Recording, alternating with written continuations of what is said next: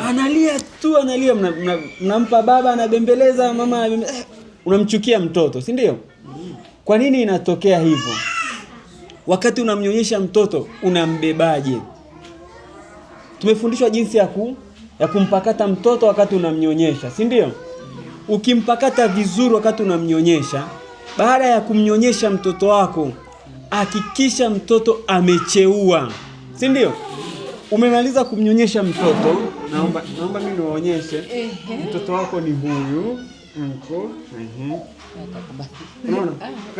Unaona mkono wake mmoja anakuwa kama ananikumbatia huku nyuma, alafu mkono wangu mmoja unakuwa hapa kwenye makalio, alafu namweka kwenye chuchu.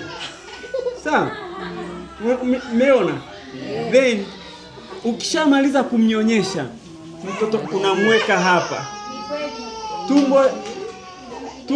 Tumbo yake ilalie kwenye ziwa lako. Alafu utaki kumfanyia hivi. Unatembea naye tu pole, utasikia amecheua mara ya kwanza, atacheua mara ya pili, atacheua mara ya tatu, afu mlaze. Sasa usiku umelala umechoka, ukishtuka unatoa ziwa, unamwekea, unalala, unamwacha hajacheua, si ndio? Baadaye akikusumbua unashtuka, unatoa ziwa, unampa au mcheulishi. Kwa nini ni muhimu kumcheulisha mtoto? Wakati unamnyonyesha mtoto, kama utamposition vibaya, utamweka vibaya, wakati ananyonya utamsikia anapiga kama kelele, kama anaguna. Sasa ile kuguna ile anavuta upepo pamoja na maziwa. Sasa maziwa ni mazito, hewa ni nyepesi. Kwa hiyo ikifika kule tumboni hewa inakaa chini, maziwa yanakaa juu. Lakini ukimweka begani, ukimsimamisha, ukamtikisa kidogo mgongoni, ile hewa inapanda juu, maziwa yanashuka chini. Usipofanya hivyo, ile hewa itaenda kwenye utumbo.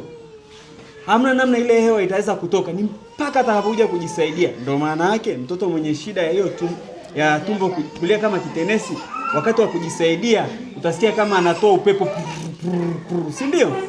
Hiyo sio sahihi, na maana ulikuwa na unyonyeshaji ambao sio mzuri. Kwa hiyo vile tumefundishwa kuwanyonyesha watoto wetu, ukimnyonyesha ukahakisha umemcheulisha mara 3, hautakaa uone hiyo shida, na usiku utalala vizuri, usingizi wako mzuri, hakuna chachango, hautamuita bibi ya mkande, hautamuita utasema sijui nani amemwangalia vibaya.